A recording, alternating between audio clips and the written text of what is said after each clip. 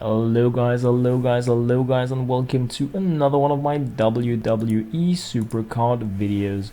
In this in this video I'm playing the Road to Glory on the uncommon tier, and what I'm going to be doing in this video is battling through it with all the games shown, and then I am also including my card pulls. And let me just say right away, I'm getting an epic. Oh yes, I am. And it's not the only epic I'm getting during my Road to Glory gaming. So even though the actual Road to Glory hasn't been really that rewarding for me in terms of the tiers that I can reach, I have been pulling epics, and that is always a good thing, isn't it? It is the best I can get, so there is no way I'm gonna be complaining about it. So if you're new to WWE Supercard, you may not have played the Road to Glory before. The Road to Glory is one of several recurring events in the game. I think it's on a monthly basis or something like that. There appear to be different types of events that come every now and then, and they last 4 days. And during that event period, you have a chance at earning cards by playing battles with different rules than what you normally play when you're playing against other players. In the Road to Glory here, you have a massive deck that you're using, meaning that you are forced to play with different cards than what you might select in the exhibition, but it also means that the actual the individual matches are much harder to play because you do not have the same dynamic feeling as you do when you are playing PvP, because you have a randomized amount of cards on your table. You do not know, will I be getting my best card this turn? Will I be getting my divas? You have no idea how the mix is going to be, and that makes it pretty hard to guess on how you should play your cards. In the beginning, if you have a decent card collection, it doesn't really matter because you're really trailblazing through the game, because the deck is so large in the Road to Glory. You are facing opponents that are playing almost all common cards or almost all uncommon cards at the first long time of the game. So if you have been building up your own card collection beyond that, you're just really trailblazing through it. You're earning, like I'm doing and showing in these videos, loads of card picks that you can choose to use in the Road of Glory, where you are very likely to have a lower rewards tier because you have more cards and thereby less rare cards, meaning that you'll get less rare rewards. But you can also exit the Road to Glory and come back once you have picked the cards. So you can exit the Road to Glory, go into the exhibition and pick the cards there for a chance to get something more interesting. And that is what I'm doing in this video. And yeah, like I said, pulling an epic, so it worked out like a charm for me. I really do like this Road to Glory stuff. I'm a bit I think it's a shame that there is no ninja way to trailblaze through it time-wise, because it takes a huge amount of time. It's so time-consuming to play the Road to Glory. On one side it's really good because I love playing the game, so it means that I'm doing it much more than I would if it wasn't there. But at the same time, it really adds this type of pressure into you needing to, if you have a goal that is a bit ambitious like I have, then you need to play the game crazy in order to be able to actually win the card tier that you want. And this time I'm really trying to move towards the epic, but I have to say I have more than 100 wins to go before I have the epic card. and I'm not really expecting that I will be able to find the time to do 100 battles on the epic tier with like less than 2 days left of the game, because it's probably going to get harder and harder and harder, and as it is now, I am mostly winning when I play on the 1 point difficulty of the epic tier, but I do actually lose like 1 in 3.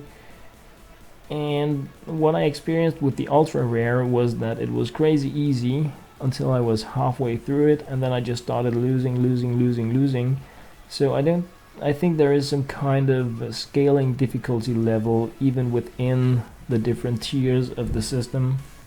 So just because you're winning at the start of the super rare, it doesn't mean it's going to be as equal at the end of the super rare. But this is just based on my gaming, really. If you have a different experience of it, then please do share, because yeah, that's that's really the only way for me to learn as well. So almost done with the third game in the Road to Glory, and yeah, just as with the common tier, it's like between 6 and 8 minutes, depending on how much you tap around to speed up the game, how much time you spend on picking cards and stuff like that. What I did was just really trailblaze through it, as you can see here, and then I ran out of these bouts, so I just stopped the recording, and then I am continuing the recording like a ninja in a different video that I also recorded. So I'm just resuming it here, so it's like ninja time travel from when I had bouts to later on in the game, when I didn't have, until when I had enough again to really push more forward in the game. And I'm a bit lucky that I have been home for a few days. I do have exams that I'm reading up for, so it has been pretty easy for me to just have my phone by me and then pretty casually record a video every now and then when I took a small break. And that is really why I've been able to put as much time into this Road to Glory as as I have, because I have been putting in way too much time. But I wanted to try to see if I could just really nudge things a little bit forward. I did have some very lucky King of the Ring games, meaning that my card collection got this massive boost upwards with the new epics, but at the same time it hasn't really helped me, because I have ultra rares that are gold pro. So it's like, yay, thank you for the epics, but they're completely useless. I need 2 of them before it's a good thing. So I'm really trying to push forward with these epics, hoping to just really nudge to the legendary tier very fast. But yeah, it's pretty hard work, to be honest. It's a lot of battles that need to be won in order to get these epics, and there are way more epics than I expected. I didn't really check out the card collection before doing this. I don't know why I had this idea that there would be much fewer epics, like much fewer epics than ultra rares and super rares and so forth. But it turns out there are quite a few epics, and even though I have been really trying to push it, and I've been getting quite a few of them, I still only have the first, like Daniel there, as a gold pro. So it's like, it's so insane. But of course at some point I'm going to have one of each, and so even if I don't get any gold pros for a while, once I have them all, of course I risk getting like 3 of the same, and then it would be like really annoying. But yeah, it's I know it's going to happen. It's just really a matter of staying active, and then at some point everything is gonna happen pretty much automatically, because you get the ladder rewards, you get the login rewards, and then if you play these King of the Rings every once in a while, then things are gonna be working out nicely.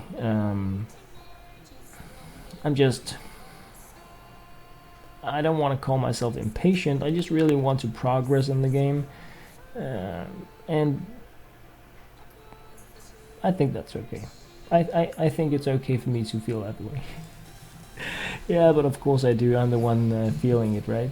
So yeah. As with, I love that animation. I mean, there's just something about those diva cards. It's not just the very attractive females in photoshopped posed situations there. It's just even the glimmer is made amazing. I'm not sure why the divas are such a small part of the game when they look so amazing.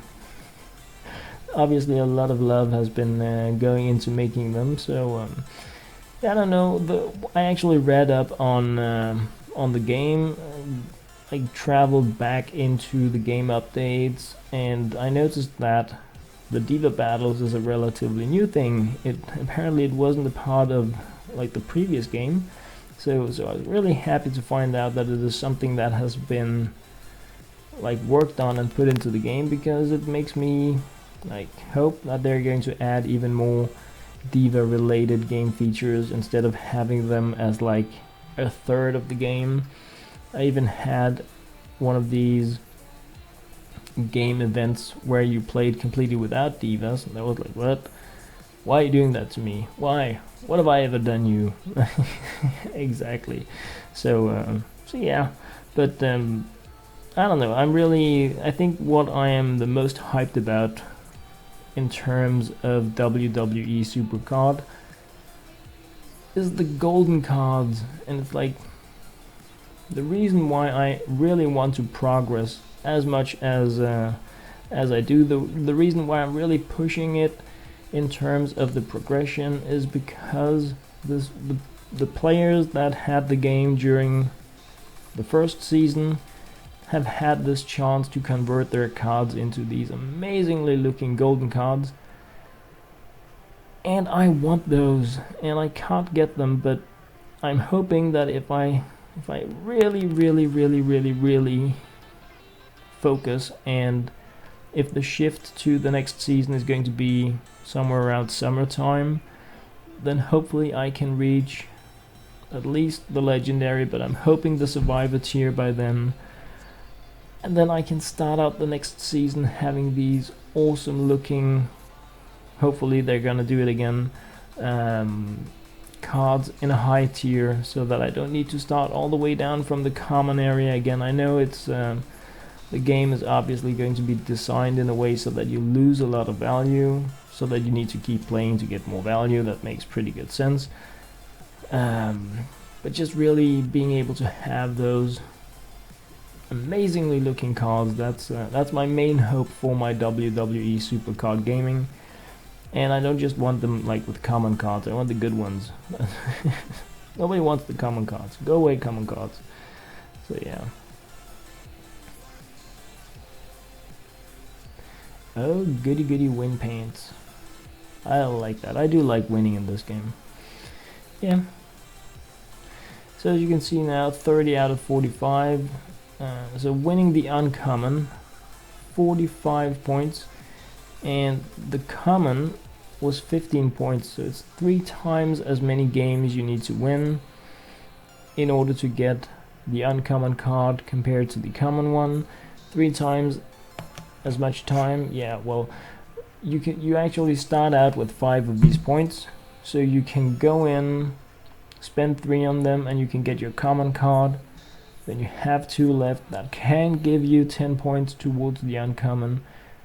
But you still need 35 additional points, meaning that it's more than an hour, because if you get 20 points per hour, if you consider one bout 5 points, then it's like 1.5 hour of gaming after the first, like 2.5 hour of gaming after you start out, if you just play like very dedicated whenever you get these bouts, and you don't spend money on getting the double stuff. So that's the amount of time you need to move on just beyond the uncommon card. So it's I mean, it's pretty casual. So I'm not trying to bitch talk it. I think it's super awesome. It's just if you want to calculate the amount of time you need to play the game, like if you say you started King of the Ring and there are 2 days left, and you're like, I want the super rare card, like forget about it. Unless you have crazy amounts of time at your disposal just to play, then it's not gonna happen. So it's a really good idea to keep in mind how much time it's going to take you, both to play the games and to actually get the bouts from, like, you need to spend the bouts to get new ones. So you need to be active all the time if you want to have this steady streak of bouts going on. So closing in on having a good amount of picks, and I said at the start that I'm getting something epic, and I am. Oh yes, I am. So not only am I getting the uncommon card, I am actually also getting an epic card, which is very cool. I don't have enough.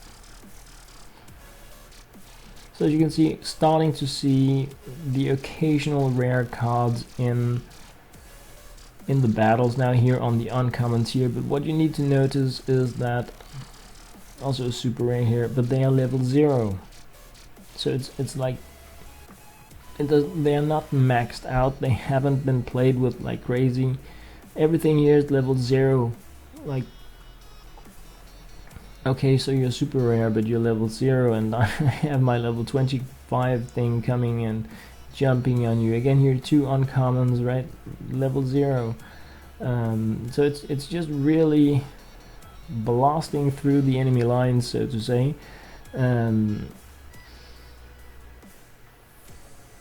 I don't know how many hundred, if not actually 1,000 card pulls I have made during the last few days, because even though these games take quite some time, the resulting reward in these picks, because I've been getting 7 picks, and let's say, I think just in card picks from like the first up to rare, perhaps at the start of super rare, there's like 1,400 card picks. That's how many it is, because you get, okay, I'm lying, that was a miscalculation.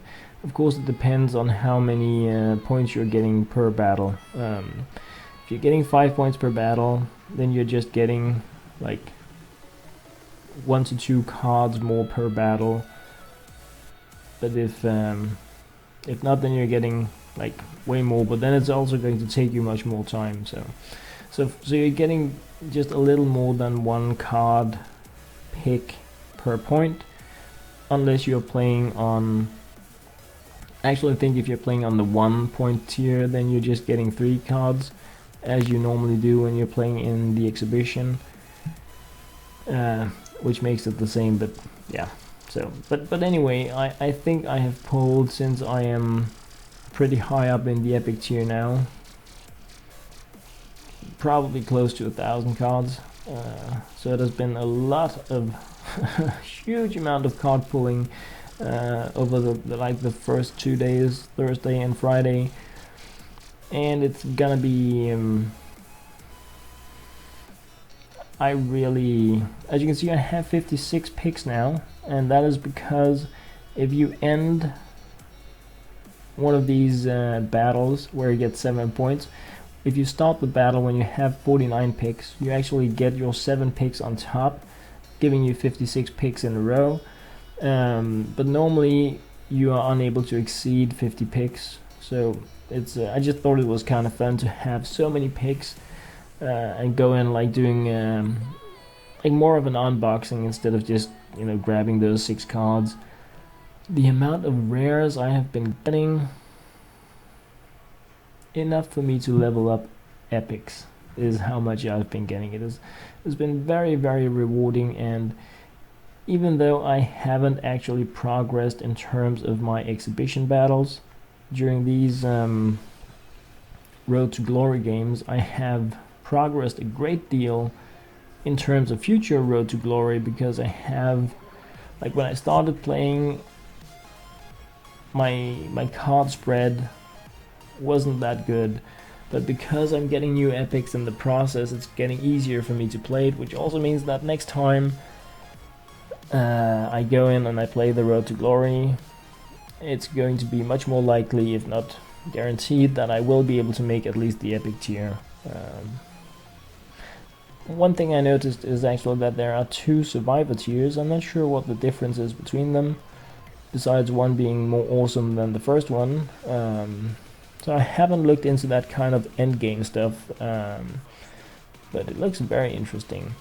But anyway, guys, this here is the interesting part, and that is of course because, like I said, I'm pulling something freaking awesome, and like, you're giving up when you have 56 and you're down to 6. Like, I just did 50 card pulls, so it's like, okay, common, oh yeah, rare, nice. Like, okay, come on, let's just get the last ones spent, because, I mean, what are the odds, right? But, yeah, I guess there is an equal chance to get something amazing each and every time you do these card pulls. So the reason why I did an unboxing right here was because I had filled my amount of card picks. So yeah, this was not where I got the epic, I know, but I am getting it, I promise. But it was pointless for me to go in and play more before I actually had cleaned up those picks, because I wouldn't be getting my pick rewards if I just took the game. Then I would still just have 56 picks. So yeah, that's the reason why I went in to just like empty out the amount of picks I had, so that I could continue and be rewarded for it. It's either common card and a rare up against Dr. Killer Tag Team. It's it's pretty crazy, and I like it. I really like the start of the game, where you can see that you're progressing very fast towards earning your reward and getting to the next tier, and you can, yeah, I like that so much. and you can just see your amount of picks just ever increasing over and over and over. It is very nice. Oh yes, it is. So all good all the time, really. And yeah, I'm also playing here, actually. I just have it going on all the time. If you're watching this out, well, this is on you. You got me hooked on this. Just so you know. I'm blaming and thanking you at the same time. Yeah.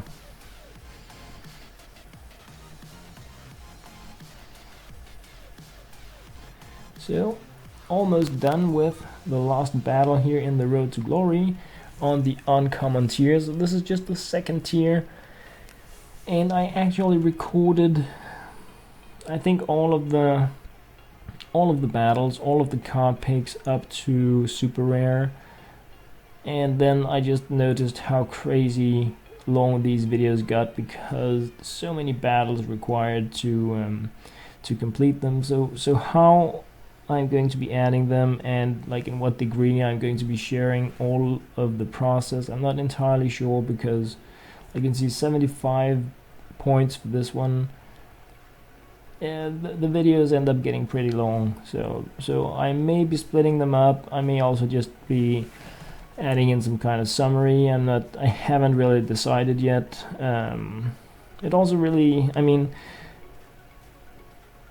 I play this because I like it, and I like sharing it, I like talking about it. I think it's super awesome, but I guess it's not really the most popular thing for me to upload, but I do like doing it anyway. Sometimes I also like watching some of my old games, like how did you fight there and stuff like that. So I really like uploading videos with game commentaries, and yeah, so I'm probably just gonna go the full Monty, but we'll see. Nothing is guaranteed, guys. Let's say it like that. But this is where it gets cool. So 8 picks left. Oh yes, I promise it's coming this time, and I had like no idea that I would be going into something old. I just did 56 And then I got him. Yes, I did.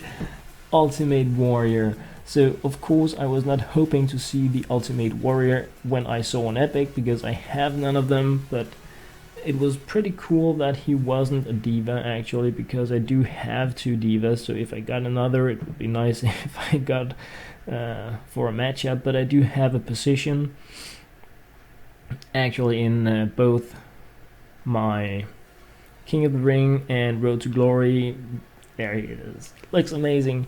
Where I can use a leveled up epic. So yeah, there's really just one thing to do when you get an epic and you've been pulling cards like crazy for like 2 hours already. Just go in and find him and just feed him like crazy pants, and then bring him into the game so that he can earn his points towards having completed the different game modes: power, charisma, toughness, to just really become even stronger, so that in the event I draw another one, it's just gonna be instant play with that one, gold pro in an hour or 2 of hardcore gaming, and then finally I think I will be able. I probably need 2 gold pro epics to reach the legendary tier, but yeah, we are taking things one step at a time here. Yeah, you look crazy, man, crazy.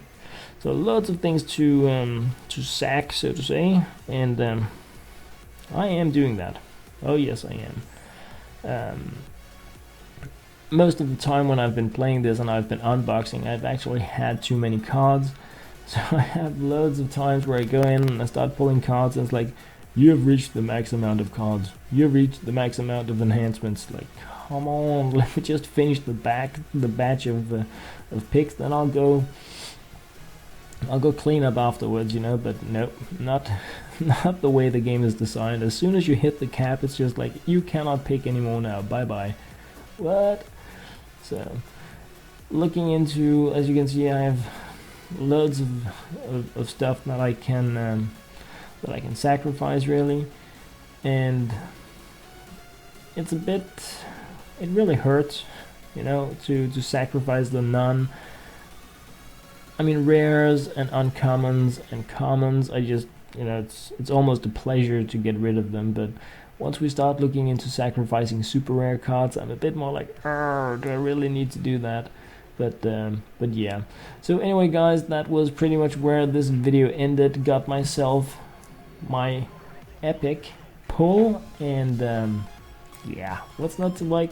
As always, guys, thank you very much for watching.